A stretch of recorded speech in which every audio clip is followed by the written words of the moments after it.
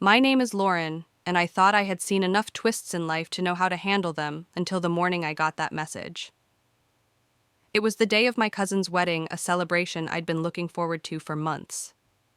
I was halfway through my first cup of coffee when my phone lit up with a number I didn't recognize. Don't go to the wedding. Check your husband's storage unit first.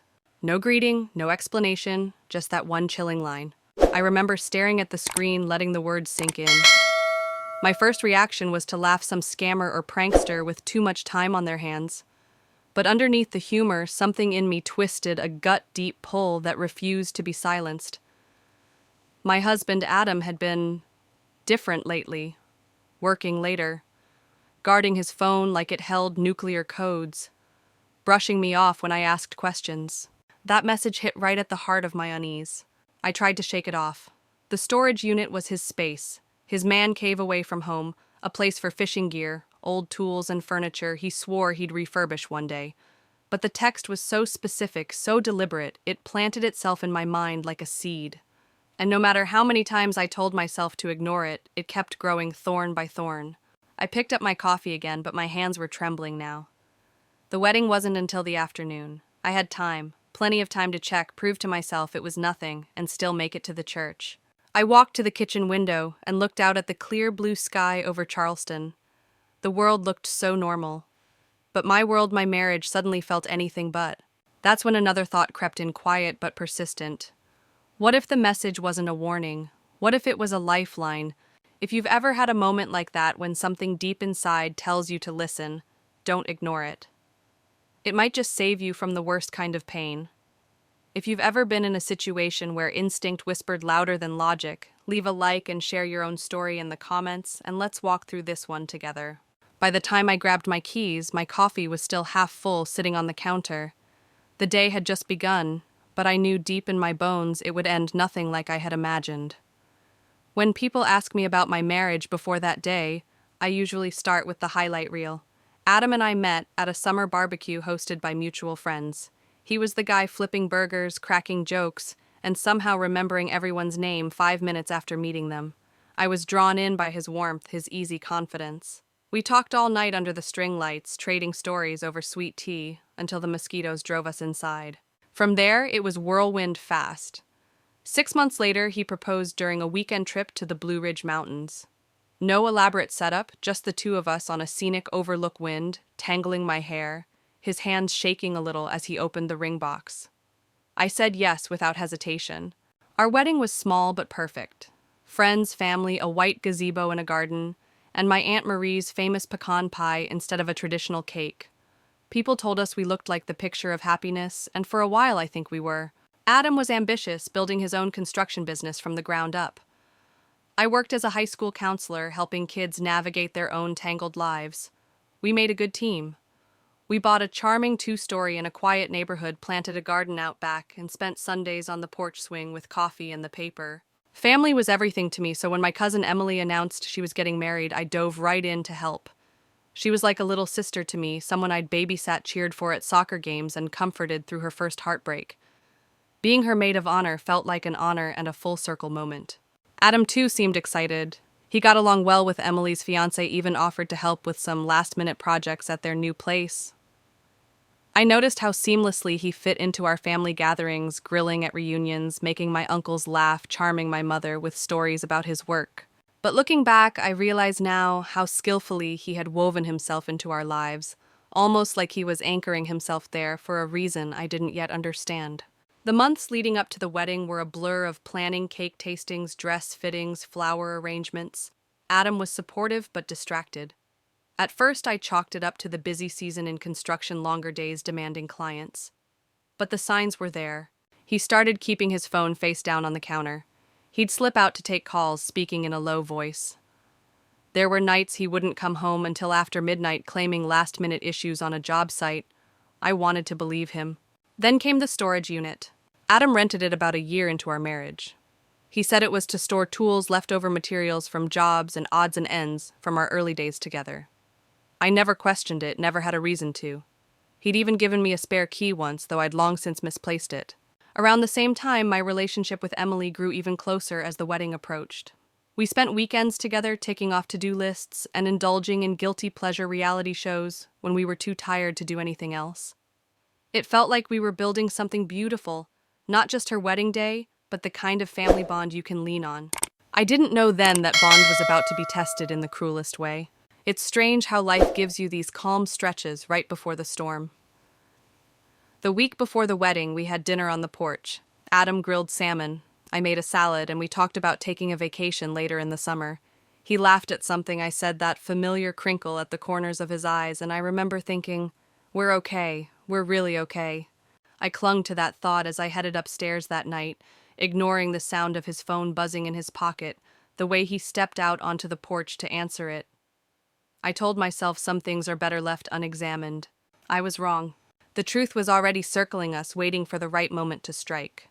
And when it came, it wouldn't just shake my marriage, it would splinter the very idea I had of what family meant. If you've ever looked back and seen all the red flags you missed, you'll understand the ache I carry for those quiet moments I thought were safe. The ones that in hindsight were just the stillness before everything came crashing down. I didn't know it yet, but that message on the morning of Emily's wedding was going to rip the mask off everything I thought I knew about Adam, about loyalty, and about love itself. And the first thread would be pulled in a place I had never thought to look inside that locked, dusty storage unit with his name on the lease and mine nowhere on the paperwork. In the weeks before the wedding, the cracks in Adam's picture-perfect facade began to spread, though I told myself they were nothing. That's the thing about trust, you don't notice it eroding until you're already ankle-deep in the rubble. It started small. He began coming home later than usual, always with a ready excuse.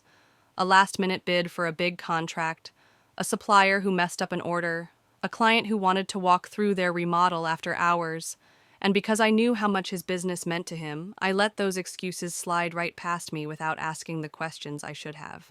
Our conversations grew shorter, almost scripted. I'd ask how his day was. He'd say busy. I'd ask about dinner plans. He'd say whatever you want. It wasn't that we were fighting, there was no spark, good or bad.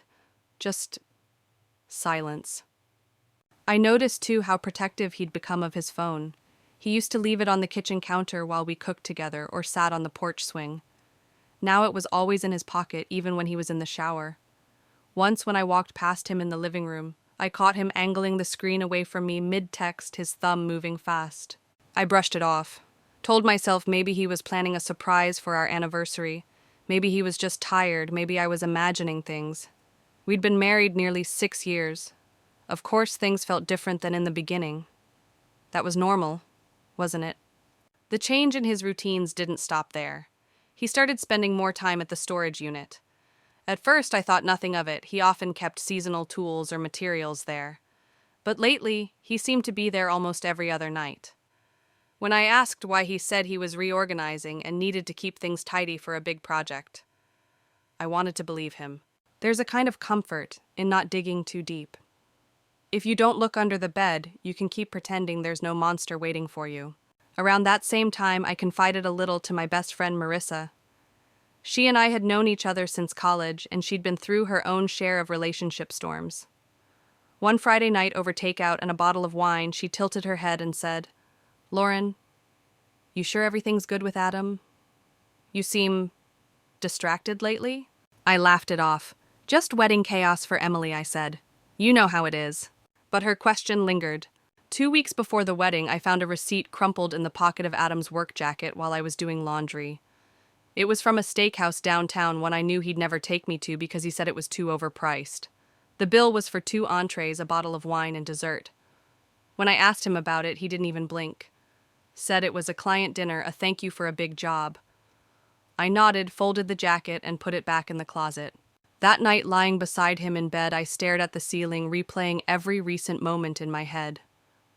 The skipped family dinners, the calls he took in the driveway, the way he was more attentive to his appearance lately, new cologne, freshly pressed shirts for meetings. Still, I clung to the version of Adam I'd married, the man who'd proposed on a mountaintop, who'd built our porch swing with his own hands, who'd been there when my father passed away. It's strange how loyalty can become a kind of blindness. You don't see what you don't want to see. And even when the shadows start to look like shapes, you convince yourself it's just a trick of the light. In hindsight, those weeks were the tipping point. I could feel something moving beneath the surface of our lives, like an undercurrent pulling us toward a drop-off I couldn't see yet. I didn't know when it would break, only that it would. And when it did, it would not be gentle. The morning of Emily's wedding, I would get the push. I didn't know I needed the push to stop pretending. A stranger's warning, a key hidden in plain sight, and a choice: turn away and keep my illusions intact, or open the door and face whatever waited inside. I think you already know which one I chose. The morning of Emily's wedding began like any other special occasion. Sunlight streaming through the blinds, the faint smell of coffee drifting from the kitchen. I had my bridesmaid dress hanging on the closet door, shoes lined up neatly beneath it, makeup bag ready on the vanity. The day was supposed to be about joy, about family. I had just stepped out of the shower towel wrapped around me when my phone buzzed on the counter. A new message from that same unknown number lit up the screen. I know you ignored me last night. This is not a joke. Do not go to that wedding until you check Adam's storage unit. There's a spare key hidden in your mailbox. Trust me, you need to see for yourself. I stood there dripping water on the bath mat, reading it twice, 3 times. The specificity was what made my stomach clench. How would a stranger know about the storage unit, let alone the layout of our property and the location of our mailbox? At first, I tried to rationalize it. Maybe it was a prank from someone who knew us. Maybe one of Adam's friends thought it would be funny. Or maybe my heart stuttered, someone was trying to sabotage Emily's wedding. But the longer I stared at that message, the less those explanations held water. There was intent behind those words. Urgency. I dressed quickly, not in my gown, but in jeans and a t-shirt, and padded barefoot into the kitchen. The mailbox was only a few steps down the driveway. I hesitated at the door, glancing toward the street. Everything looked so ordinary: neighbors, walking dogs, a jogger passing by. This is ridiculous, I muttered to myself, and yet my feet moved toward the mailbox. Inside, tucked in the far corner behind a stack of circulars, my fingers brushed something cold and metallic. I pulled it out and felt my pulse spike. A small brass key. Not just any key, I recognized it immediately as the duplicate Adam swore didn't exist. I stood there, the morning air cool against my skin, the key biting into my palm. Questions swirled. Who put it there? How long had it been there? Why now? I checked my watch. It was 9:15. I was due at Emily's by 10:00 to help her get ready. I had time, enough to drive to the storage facility and be back before anyone noticed. Sliding into my car, I felt a strange mixture of dread and determination. My hands gripped the steering wheel tighter than usual. The storage facility was only a 10-minute drive, but every red light felt like it lasted an eternity. When I pulled into the lot, the sight of Adam's unit, familiar, unassuming, made my chest tighten. I stepped out, key in hand, and approached the door. For a moment, I froze. What if I was wrong? What if I was about to invade my husband's privacy over nothing? But then my phone buzzed again. Did you find the key? You need to see what's inside, now before it's too late. That message broke whatever hesitation I had left. The key slid into the lock smoothly, the metal clicking as it turned. I lifted the door. At first glance, everything seemed normal: stacks of boxes, labeled tools, winter gear, camping. A workbench against one wall, shelves neatly organized. My shoulders sagged with relief, and for a heartbeat, I felt foolish for letting a text dictate my morning. Then my eyes caught on something in the far corner, partially covered by a tarp. A set of luggage I'd never seen before.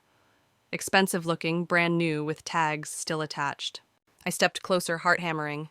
If you've ever had that moment when you're right on the edge of a truth you're not sure you want to know, you'll understand the way my breath caught then. It's the moment you realize you can't go back to before. I reached for the tarp. That was the moment the world I knew began to end. The tarp slid away with a sound that seemed too loud for the quiet, dim space. Underneath were 2 large suitcases and a carry-on, all matching, all gleaming like they'd never touched an airport conveyor belt. The tag still dangled from the handle's designer luggage, the kind Adam always called a waste of money. My first thought was that maybe he'd bought them for us, a surprise trip. But the idea crumbled the second I saw the manila envelope lying on top of the smallest case. My hands hesitated over it, trembling. I opened the flap, slid out the contents, and felt my mouth go dry. 2 first-class tickets to Key West. Departure date tomorrow morning. Passenger names Adam Carter and Emily Carter. Emily, my cousin Emily, the bride I was supposed to be standing beside in just a few hours. The paper shook in my grip. I blinked once, twice, hoping I'd misread it. But there it was in neat black type right alongside the matching booking confirmation for a 2-week stay at a private beachfront villa. A cold wave washed over me, stealing the air from my lungs. I dug deeper into the envelope and found a folded printout of emails. They weren't vague or open to interpretation. They were detailed, explicit plans. How they'd slip away during the reception. How they'd already moved money. How they'd start fresh where no one could find them. My knees felt weak, so I crouched beside the luggage, the concrete floor seeping chill into my bones. I set the envelope aside and scanned the rest of the corner. That's when I noticed a small lockbox wedged behind the cases. It wasn't even locked. Inside were bank statements for an account I'd never heard of, all in Adam's name, with deposits and transfers totaling more than $120,000. Money siphoned from our joint savings from lines of credit I didn't even know existed. Next to the paperwork was a velvet jewelry box. I opened it to find a diamond tennis bracelet, a pair of sapphire earrings, and a pendant shaped like a heart split in two. A small card tucked inside read, "For our new beginning. All my love, A." I knew that handwriting as well as my own. The room seemed to tilt, and for a moment I thought I might actually be sick right there on the floor. The air felt heavy, pressing in from all sides. Every heartbeat echoed in my ears. I closed my eyes, but the image was burned there, the luggage, the tickets, the jewelry, all for her. It wasn't just betrayal. It was betrayal woven into a plan precise and deliberate. This wasn't a lapse in judgment. This was months, maybe years of decisions made in secret. I thought about Emily, her laugh, the way she used to trail after me at family barbecues, the late nights we'd spent planning her wedding. And Adam, my husband, my partner, the man I'd built a life with.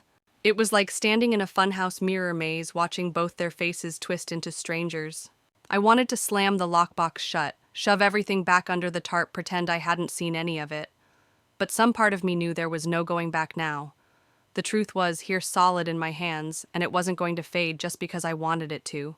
If you've ever been faced with a choice between protecting your own heart and protecting someone you love, you'll understand the storm that swirled inside me in that moment. And if you've ever had to make a decision that would shatter the people you care about, tell me, what did you do?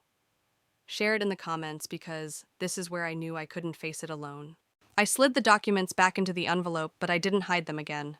I placed it gently in my tote bag, each movement deliberate. My hands had stopped shaking. They felt steady now, even if the rest of me didn't. Standing in that storage unit, I knew two things: I couldn't let Emily marry Adam, and I couldn't walk into that church carrying the weight of silence. The only question was how and whether I could do it in time. I stood there in the storage unit, the envelope heavy in my tote, my pulse hammering like I'd just run miles. The smell of dust and old cardboard pressed in on me, but I couldn't move yet. Some stubborn part of me needed to be absolutely certain. Certainty meant there'd be no talking myself out of action later. No room for Adam or Emily to spin a story and make me doubt what I'd seen. So I kept looking. Behind the luggage, tucked between two storage bins, I found another container, a small fireproof safe. To my surprise, it was unlocked. Inside were more bank statements from the same hidden account, but this time the trail was longer. Transfers had been happening for over a year, small amounts at first, then larger ones every few weeks. Some of the withdrawals matched dates Adam had told me he was covering business expenses or paying suppliers. But there was more. Tucked under the stack of statements was a prepaid phone, the cheap kind you buy at a drugstore. I scrolled through its messages and felt my skin go cold. Every conversation was between A and E, Adam and Emily. They weren't coy. They talked about meeting at motels, about the jewelry he'd bought her, about keeping up appearances until the big day. There were references to my schedule, to when I'd be out of town for work, to moments they could be alone without raising suspicion. And then there was the timeline. The first messages dated back to last summer, around the time Emily had started gushing to me about reconnecting with her perfect fiancé. That was when Adam's late nights had become more frequent. That was when the distance between us had turned into a canyon. I pressed the phone to my forehead, eyes shut, willing myself not to cry yet. In the bottom of the safe was an envelope labeled in Adam's handwriting, "Docs." Inside were 2 passports. I flipped them open, my hands clammy. Adam's photo stared back at me, but the name printed beneath it was Daniel Price. The second passport showed Emily, her hair dyed dark, under the name Elena Price, husband and wife. This wasn't just running away. This was erasing themselves entirely. I sank to the floor, the metal of the safe cool against my leg. and felt the edges of my life start to fray. Every memory of Adam and me, our wedding day, our first home, the nights we stayed up talking until dawn, felt counterfeit now, like they belonged to a life I'd imagined instead of lived. It wasn't just my marriage they were dismantling, it was my family. Emily wasn't some stranger, she was blood, someone I'd defended, celebrated, trusted implicitly. And together she and Adam had been dismantling everything that connected us brick by brick for over a year. I don't know how long I sat there staring at those passports. Eventually my phone buzzed in my pocket, jolting me. It was another message from the unknown number. "You see now, call me, my name is Rachel, I'm a friend of Emily's. I can't let her do this." The name barely registered before I was calling back, my voice tight when she answered. Rachel didn't waste time, she told me she'd known about the affair for months, that she'd tried to convince Emily to stop, that she knew about the money and the villa and the fake identities. She said she'd tried me the night before, but figured I didn't believe her. I listened in silence, clutching the tote like it was a lifeline. When she finished, I asked the only question that mattered. "Will you help me stop this before it happens?" Her answer was immediate. "Yes, but we have to move fast." As I left the storage unit, locking it behind me, the morning sun was blinding. Everything looked the same. The rows of metal doors, the hum of traffic in the distance, but nothing was the same. I had evidence, I had an ally, and I had just a few hours to decide exactly how to use both. Whatever happened next, Adam and Emily's story was going to end today. The only thing left to figure out was how much of the wreckage would fall in public view. I pulled into the grocery store parking lot a few blocks from the storage facility, killed the engine, and just sat there gripping the steering wheel. My mind was running two parallel tracks, one listing all the ways I could confront Adam right now and get it over with, the other reminding me that Emily was about to walk down the aisle to this man's accomplice. Rachel's voice still echoed in my head from our call. She'd been calm but urgent, the kind of tone you use when you've rehearsed bad news. She told me she'd known Emily since college, that Emily had a pattern of chasing excitement over stability, and that Adam was the biggest adventure she'd ever sunk her teeth into. "She doesn't think she's hurting you," Rachel had said. "She thinks she's freeing herself. She told me once you'd bounce back because you're strong." The words stung. Not because I wanted Emily to think of me as weak, but because it revealed how easy it was for her to justify betraying me. Rachel didn't stop there.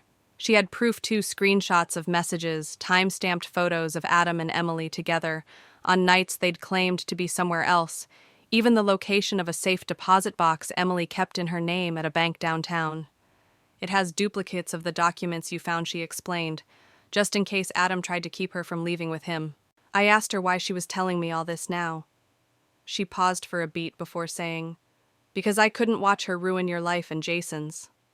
I thought she'd come to her senses, but she's too far in. You're the only one who can stop her now." It was a strange, twisted relief to know I wasn't alone in this knowledge, but it also made the responsibility heavier. Now, there were two of us who understood exactly how far Adam and Emily were willing to go, and neither of us could claim ignorance if we let the wedding proceed. I thought about calling Jason right then, blurting it all out over the phone. But that felt wrong. He deserved to see the truth with his own eyes, to have every piece of evidence laid in front of him, without giving Emily time to spin her story. Rachel suggested we meet somewhere neutral, away from the noise of wedding prep. We chose the small park next to the church, a quiet stretch of garden with benches tucked under magnolia trees. It would be easy for me to slip away there without being noticed.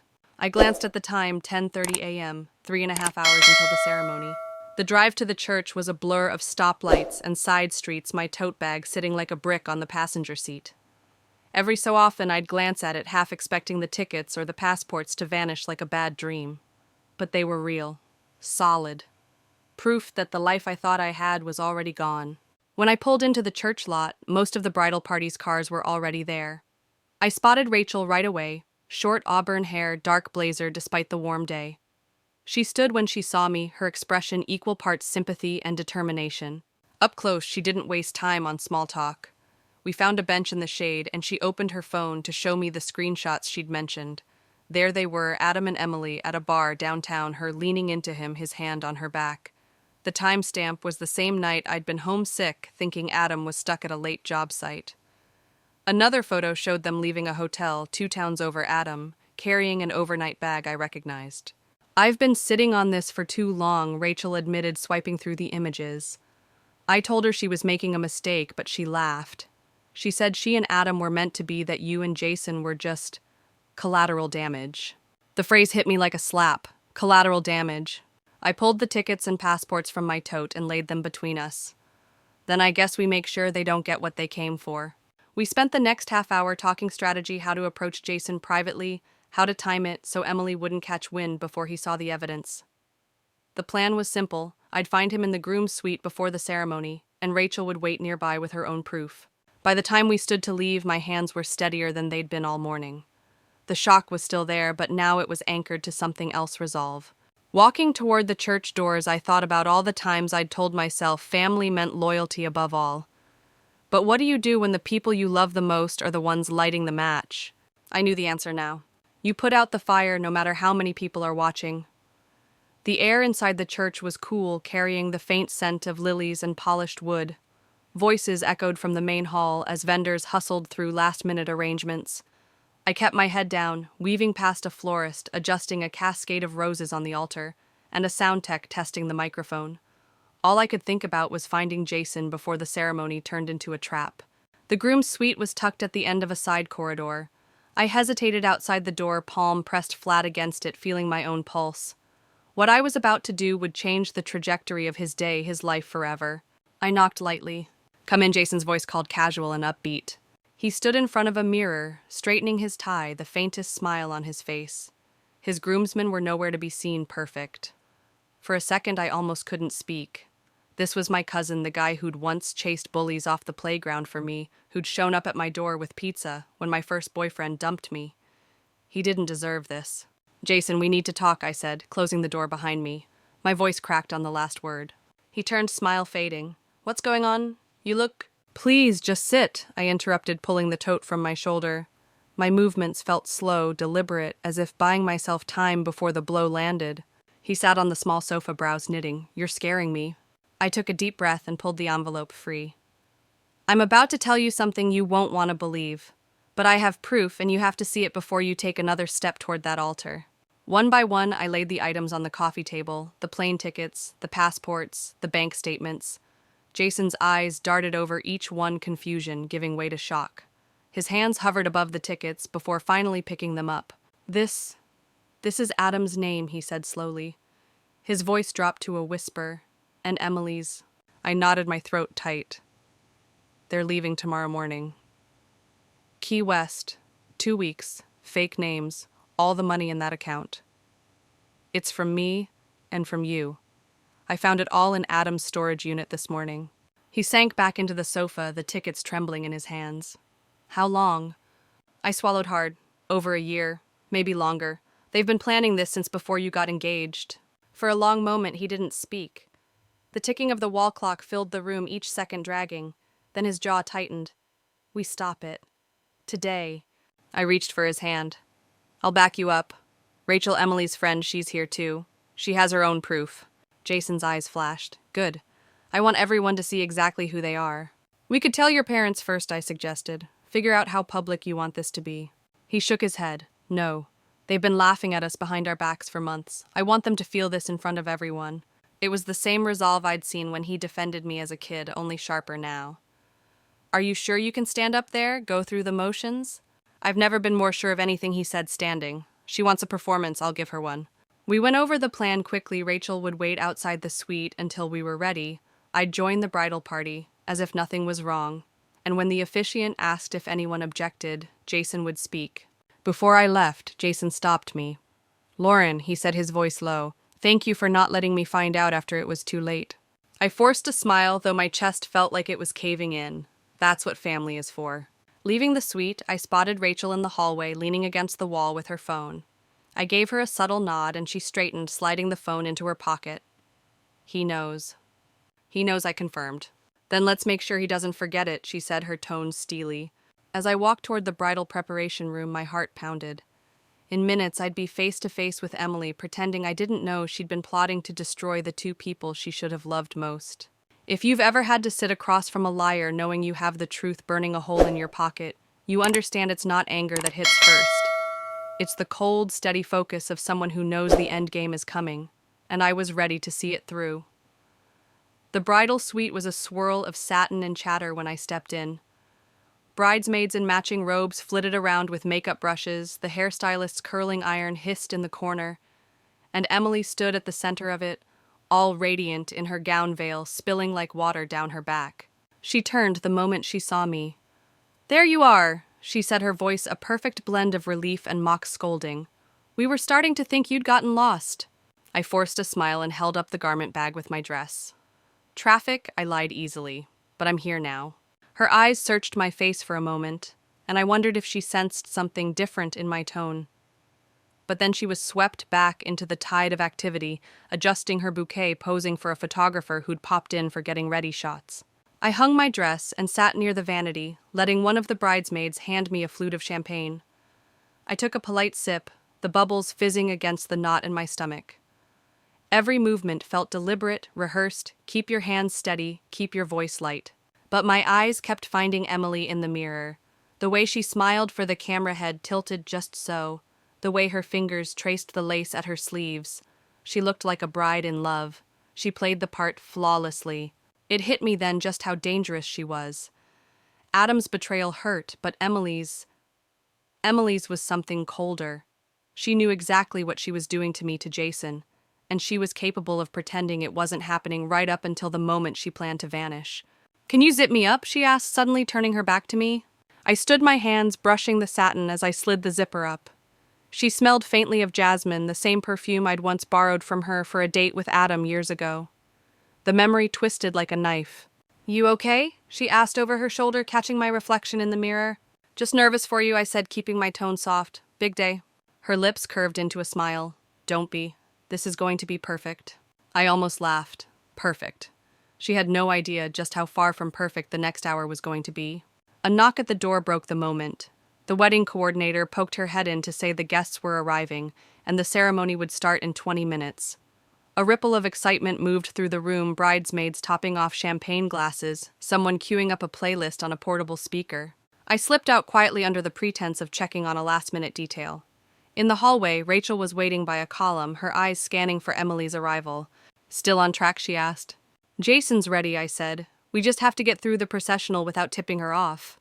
Rachel gave a tight nod. "I'll be in the back with my phone ready if she tries to deny anything."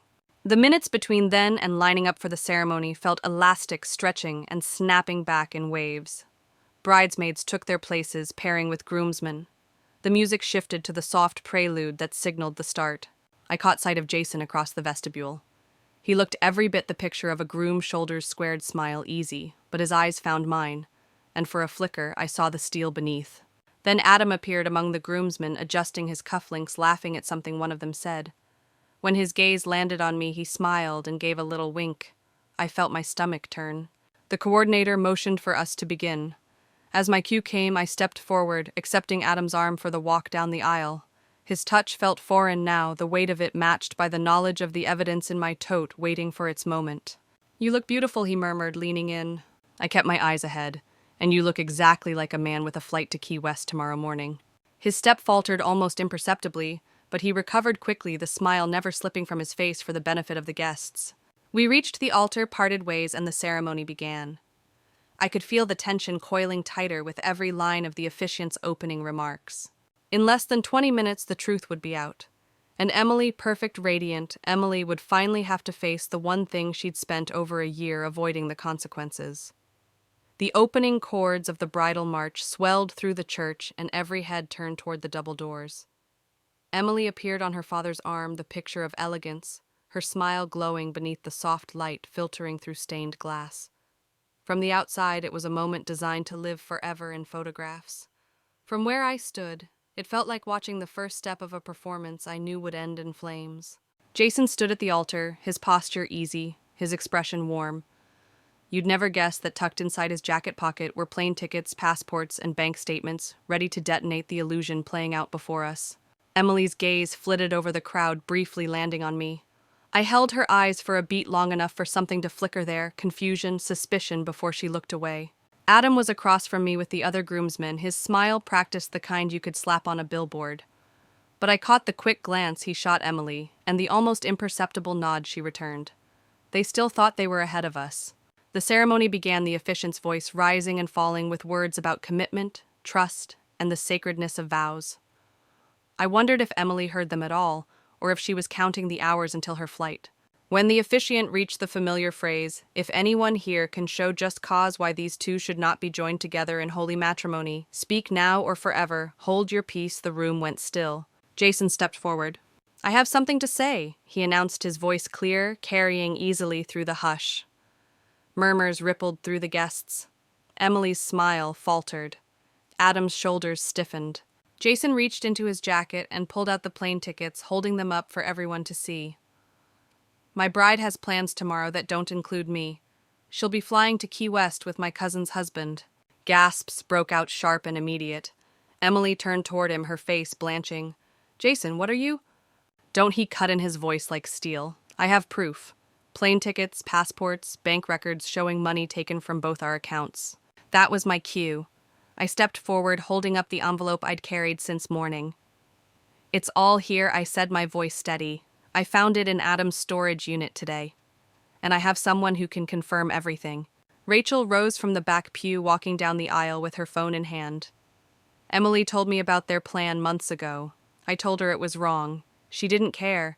She said Lauren and Jason would recover, that we were just collateral damage." The room was chaos now, guests whispering, a few standing. Emily's parents sat frozen, her mother's hand covering her mouth. Adam finally stepped forward, his charm cracking. "This is ridiculous. They're making this up to ruin the wedding." I met his eyes. "Then why is your name on a fake passport? Why does that account have deposits on the same days you told me you were working late?" He didn't answer. Emily's hands clenched around her bouquet, her mask of composure slipping. "Fine," she snapped, her voice sharp enough to cut the air. "It's true. I love him. We want it out." Jason shook his head slowly. "You wanted my trust, my family's trust, our money. You don't get to keep any of it."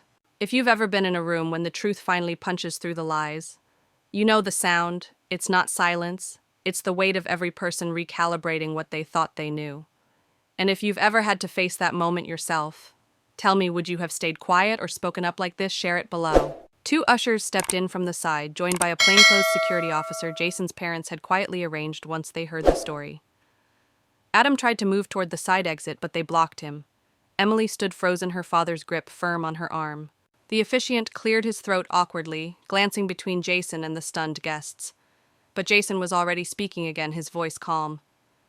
"There will be no wedding today. Please join us in the reception hall for the meal. It's already paid for, and I think we could all use something to eat." Polite laughter rippled through the tension, a small act of grace in a room full of shattered trust. I stepped back beside Jason, feeling the adrenaline surge ebb. The performance was over. The truth was out. And whatever came next, at least we weren't carrying their lies anymore.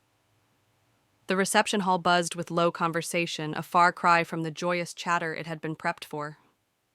Servers moved between tables, carrying trays of champagne flutes, trying to preserve some semblance of normalcy, but most guests just sat there, still stunned from what they'd witnessed minutes ago. Jason and I stood off to the side near the head table, a safe distance from the curious stares and whispered theories. The catering staff had lit the candles, and the scent of roasted chicken and garlic bread drifted through the air, but neither of us could taste or smell anything beyond the metallic tang of adrenaline. Across the room, Emily sat with her parents, her face pale and tight. Her mother kept leaning in, whispering furiously, while her father stared down at the tablecloth like it might offer an escape. Adam, on the other hand, wasn't sitting. He was pacing by the far wall, phone in hand, speaking in sharp bursts to someone who didn't seem to be giving him the answers he wanted. "Don't look now," Rachel murmured as she joined us, "but Adam's been trying to call one of his contacts since we left the church. Guessing he's trying to salvage the plan." Jason snorted, but there was no humor in it. "There's nothing left to salvage. We've got every piece of evidence, and half the town just saw them out themselves." I pulled the envelope from my bag, flipping it open to make sure everything was still there. "This needs to go straight to your lawyer first thing tomorrow," I told him. "Between the accounts, the fake passports, and the messages, you'll have enough to shut down any move they try to make."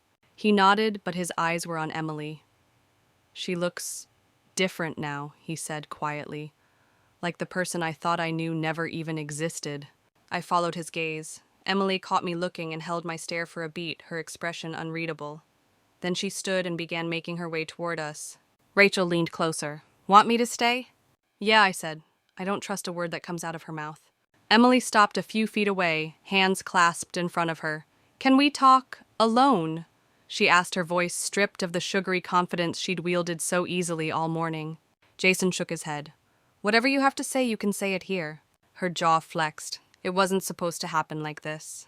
Rachel's brows shot up. "Oh, so the betrayal part was fine, you just didn't want the audience." Emily ignored her. Don't," he cut in. "You had every chance to come clean. You could have called off the wedding. You could have told me the truth before you drained our accounts. Instead, you doubled down and smiled in my face." For a moment, I thought she might argue, spin another story. But she just pressed her lips together, nodded once, and walked away.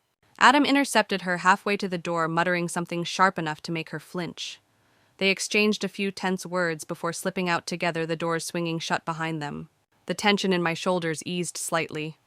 "Think that's the last we'll see of them tonight," I said. "Good," Jason replied. "Now we can start figuring out how to move forward." We spent the rest of the evening speaking to family members who wanted to offer support, or in some cases fish for more details. I kept my responses short, steering the conversation away from gossip and back toward practicalities, lawyers' account freezes securing the evidence. As the crowd thinned and the staff began clearing tables, Jason pulled me aside. "I know today was a disaster, but I'm glad you were here. If you hadn't gotten that message—" I shook my head. "Don't even go there. We did what we had to do." Rachel joined us holding 3 untouched glasses of champagne. "To surviving," she said, raising hers. Jason and I exchanged a look, then lifted our glasses. To surviving, we echoed, the crystal clinking softly in the dim light. If you've ever had to stand your ground in front of people you thought would never hurt you, you know that surviving isn't just about getting through the day. It's about deciding you won't let their lies define what comes next. And if you've had to rebuild after someone tried to burn it all down, tell me, how did you start? I want to hear your story." As we left the hall, the night air hit me like a reset. The stars above Charleston seemed almost too bright, the quiet too deep after the chaos. For the first time all day, I let myself believe we might actually be okay. We weren't done fighting, not by a long shot, but the worst was behind us. And that was enough for now. The drive home that night felt like traveling through the wreckage of a storm. The streets were quiet, storefront lights casting long shadows across the pavement. But my mind was still in that church. Emily's face turning pale, Adam's defiant stance, the collective gasp of our family when the truth landed. When I pulled into my driveway, Adam's truck was already there. For a brief second, I thought about circling the block, buying myself time. But the envelope of evidence in my bag reminded me there was no point in avoiding the inevitable. The house was dim except for the light over the kitchen sink. Adam was sitting at the table, hands folded, eyes fixed on the wood grain like he could stare a hole through it. "You humiliated me," he said without looking up. I set my bag down on the counter, keeping my voice steady. "You humiliated yourself. I just turned the lights on so everyone could see it." His eyes snapped up, full of a kind of cold anger I hadn't seen before. "You had no right?" "I had every right," I cut in. "You stole from me. You lied to me. You planned to disappear with my cousin. If you think I'm going to apologize for stopping you, you're more delusional than I thought." For a moment, the only sound was the hum of the refrigerator. Then he leaned back in his chair, a smirk curling at the edge of his mouth. "You think you've won. That little scene today might have made you feel righteous, but it doesn't change anything. You're still stuck here cleaning up the mess." I stepped closer, my shadow falling across the table. "Maybe. But you're out of my life, Adam, and after the lawyers are done, you'll be lucky if you have enough left to buy a bus ticket." The smirk faltered just slightly. He stood brushing past me toward the hallway. "We'll see." I didn't sleep much that night. I stayed in the guest room, the envelope on the nightstand beside me like a shield. Every creak of the house made my shoulders tense, but he never came back in to say another word. The next morning I was up before sunrise. I packed a duffel bag with essentials, loaded it into my car, and drove to my parents' house across town. By the time Adam woke up, I was gone. My mother answered the door in her robe, eyes widening when she saw the bag. "Honey," "I can't stay there," I said simply. "Not another night." She didn't press. She just stepped aside, letting me in. Later that day, Jason came over still in the same shirt from the night before, looking like he'd aged a decade overnight. "Emily's gone," he said, dropping onto the couch. "Her parents say she left before sunrise. No note." "Good," I replied. That's one less confrontation to have. We spent the next few hours on the phone with lawyers his and mine, setting up account freezes, changing locks, and laying the groundwork for what would be a long legal fight. Rachel dropped by mid-afternoon with printed copies of her screenshots and an affidavit she'd already drafted offering to testify if needed. In the middle of all that, Adam started texting me. First, it was demands to come home and talk like adults. Then it was blame calling me vindictive, accusing me of ruining his life. Finally, when I didn't respond, the messages turned bitter. You'll regret this. You think your family's on your side? Wait until they see the whole picture. You're nothing without me. I blocked his number. That evening, Jason and I sat in my parents' backyard, the air cooling as the sun dipped low. He stared into the fire pit unlit for the season and said, "I keep thinking about the last year. Every time she smiled at me. Every time she said she loved me. I can't tell which moments were real and which were just part of the act." I reached over, squeezing his hand. Maybe they were all part of the act, but were not. What we did yesterday, that was real. He nodded slowly. Yeah, it was. In the weeks ahead, there'd be depositions, court dates, and more moments where the weight of betrayal would knock the air out of us. But sitting there with my brother, I realized something important. Adam and Emily had already lost the one thing they could never buy back: our trust. And that was worth more than any account balance or plane ticket they'd ever touched. The days that followed were a blur of paperwork, tense phone calls, and the quiet ache of realizing how much of my life had to be dismantled piece by piece. Divorce isn't just an emotional process, it's an administrative one, and it forces you to confront every shared decision, every interwoven detail you once thought was permanent. I met with my lawyer the Monday after the wedding. That wasn't. The manila envelope sat between us on her polished oak desk, its contents neatly spread out: the plane tickets, the bank statements, the passports, and Rachel's printed screenshots. She examined each item carefully, occasionally making a note in the margin of a legal pad. "When we present this," she said, "the court will have no trouble establishing intent. Fraud, misappropriation of marital funds, conspiracy. There's enough here to keep him in legal trouble for a long time." It should have felt like a victory, but all I felt was tired. "I don't want revenge," I told her. "I just want out. And I want what's mine back." "You'll get both," she assured me, "but you have to be ready for him to fight dirty. Men like Adam don't accept losing easily." She was right. By Wednesday, Adam had filed a counterclaim painting himself as the wronged party. According to his statement, I'd fabricated evidence to cover up my own financial mismanagement. It would have been laughable if it weren't so insulting. Jason called that night after getting similar news from his own lawyer about Emily. "It's like they're reading from the same script," he said. "Blame us, twist the story, hope enough mud sticks that they can negotiate a better deal." "They're underestimating how much we've got," I replied, "and how many people saw them for what they are." Rachel continued to be our quiet anchor. She met with both our lawyers, provided sworn statements, and even handed over audio recordings she'd made during a few of Emily's more careless phone calls. In one of them, Emily's voice was sharp with excitement as she talked about finally being free and living the life we've been planning. Hearing it made my stomach knot, but it also solidified my resolve. This wasn't about heartbreak anymore, it was about holding them accountable. The financial side of things was brutal. Adam had drained not only our joint savings, but also opened lines of credit in both our names. My lawyer moved quickly to freeze accounts and dispute the fraudulent debts, but the damage was there, sitting in black and white on my credit report. One afternoon, while sorting through old files to provide to my lawyer, I found a box of photos from our early years, smiling vacation shots, holidays with family, the first house we'd bought together. I sat on the floor of my parents' guest room, holding each one, feeling like I was looking at strangers. Eventually, I closed the box and slid it to the far corner of the closet. I wasn't ready to decide whether to keep them or burn them. Through it all, Jason and I checked in with each other daily. Some calls were about legal updates, others just about how we were holding up. One night, after a long silence on the line, Jason said, "You know we're going to come out of this stronger, not just because we survived it, but because we didn't let them take our dignity with everything else." It was exactly what I needed to hear. By the end of that second week, Adam's tone shifted. His lawyer reached out to mine, hinting at a willingness to settle. It wasn't an admission of guilt, he'd never give me that, but it was a crack in the wall he'd built. Jason's case was moving in the same direction. Emily had stopped contesting the annulment, though she was still trying to negotiate over certain assets. Our lawyers warned us that the next few months would be a grind, but for the first time since this began, there was a sliver of light at the end. I realized then that surviving betrayal isn't about erasing the pain. It's about building a life that the betrayers can't touch anymore. And with each legal step forward, that's exactly what I was doing. By the third month, the chaos had started to quiet, not because everything was resolved, but because I'd learned how to live in the middle of it without feeling like I was drowning. My mornings no longer began with panic over what Adam might do next. Instead, they began with small, deliberate choices that were mine alone: brewing coffee the way I liked it, taking early walks by the waterfront, leaving my phone in the kitchen while I read for an hour in peace. I'd moved into a small apartment downtown, nothing fancy, but it had big windows that let in the Charleston light and creaky hardwood floors that reminded me of my grandmother's house. Every piece of furniture in it was chosen by me for me. There was no we anymore, and that was liberating in a way I hadn't expected.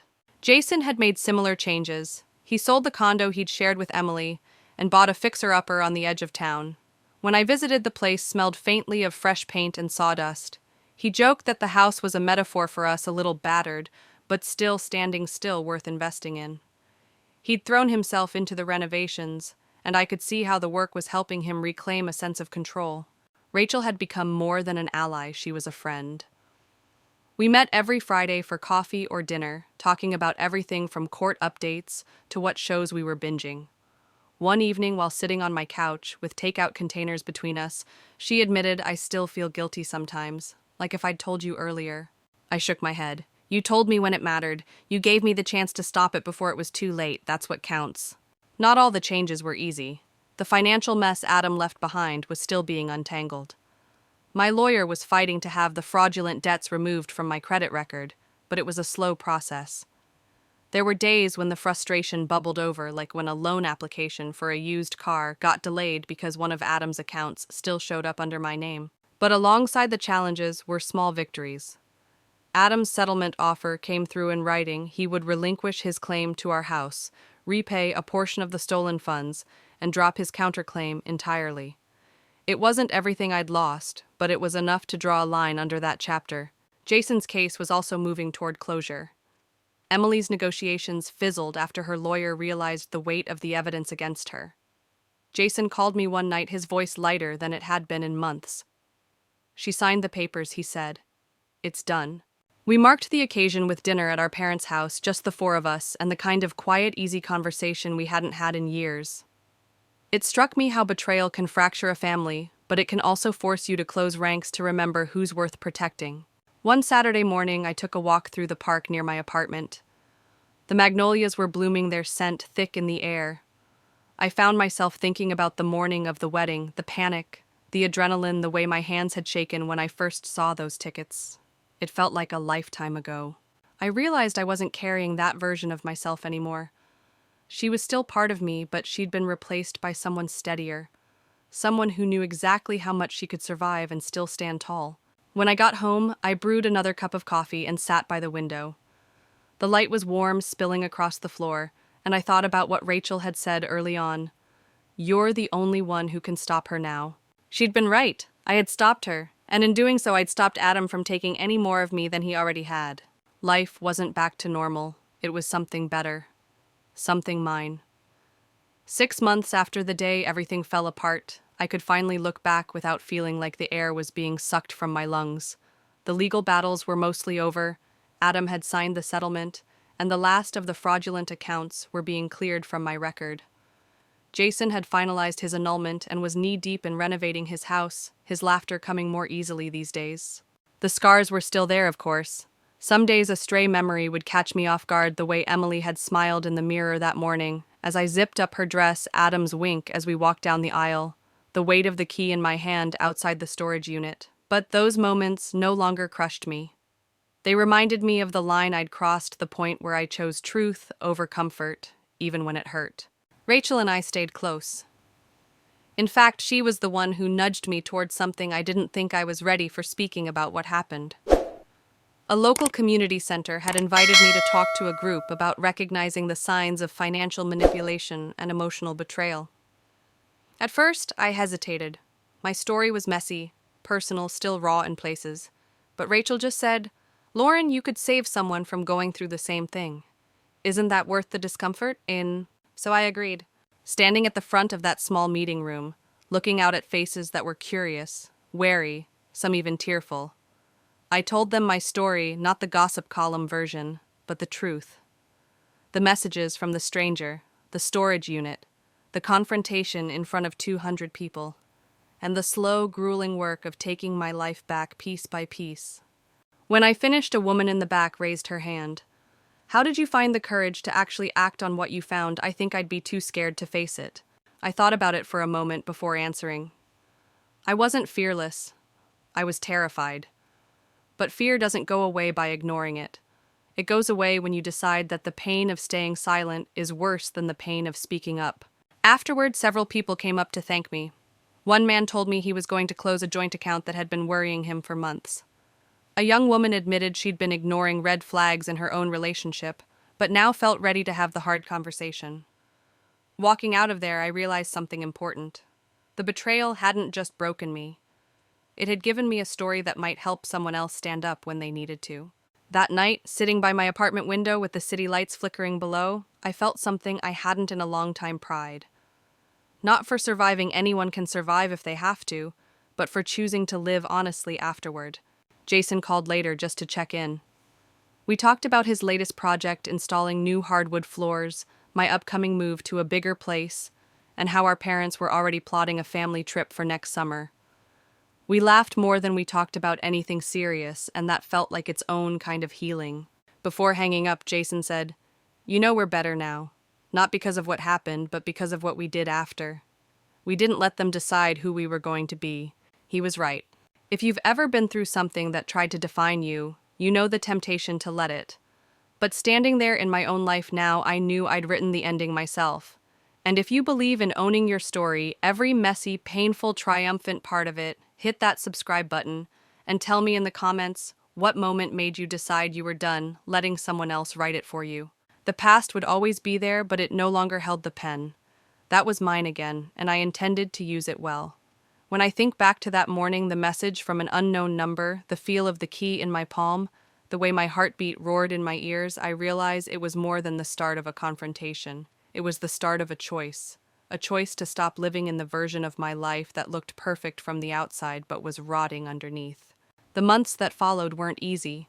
There were days I felt strong, untouchable even, and days I lay in bed wondering if I'd made a mistake by tearing it all open. Healing didn't happen in a straight line. It came in jagged edges and small victories. It came in mornings when I didn't think about Adam until hours after waking up. In afternoons spent laughing with Jason over coffee instead of dissecting legal documents. In the moment, I caught my reflection in a shop window and recognized the woman looking back, not as she used to be, but as someone new. There's a freedom in telling the truth, even when it costs you. I lost my marriage, my home, and the family bond I thought I had with Emily. But I gained something that feels rarer, the certainty that I can survive the loss of anything that was never real to begin with. Jason is thriving now. His house is nearly finished, and he's talking about opening a small renovation business of his own. Rachel is still in my life, a reminder that unexpected allies can become lifelong friends. My own work has shifted too, more speaking engagements, more conversations with people who needed to hear that they weren't crazy for trusting their gut. If there's one thing I want anyone to take from this betrayal may break you open, but that's where the light gets in. You can rebuild, and you don't have to rebuild into the same shape you were before. You get to choose what stays, what goes, and what you'll never tolerate again. I no longer look at the wedding photos in my family's albums with bitterness. Instead, I see them as the day the truth came out, the day we stopped being characters in someone else's plan and started writing our own. And if you've read or listened to this far, maybe you're holding a truth of your own. Maybe you're standing at the edge of a choice you've been afraid to make. I hope you choose yourself. If you believe your story matters, that your voice can change the course of your life, then don't wait for permission.